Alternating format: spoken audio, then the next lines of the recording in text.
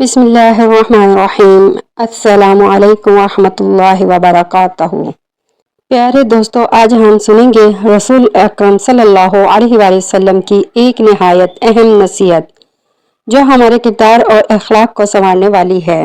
صحیح ابن حبان کی حدیث نمبر 5557 میں حضرت ابو ہریرہ رضی اللہ عنہ روایت کرتے ہیں کہ رسول اللہ صلی اللہ علیہ وآلہ وسلم نے فرمایا، جو شخص اللہ اور یوم آخرت پر ایمان رکھتا ہے وہ اپنے پڑوسی کو تکلیف نہ دے، اور جو شخص اللہ اور یوم آخرت پر ایمان رکھتا ہے وہ اپنے مہمان کی عزت کرے، اور جو شخص اللہ اور یوم آخرت پر ایمان رکھتا ہے وہ بھلا کہے یا خاموش رہے۔ آئیے آج عہد کریں کہ ہم اپنے رسول اللہ صلی اللہ علیہ وآلہ وسلم کی اس نصیحت کو اپنی زندگی کا حصہ بنائیں گے۔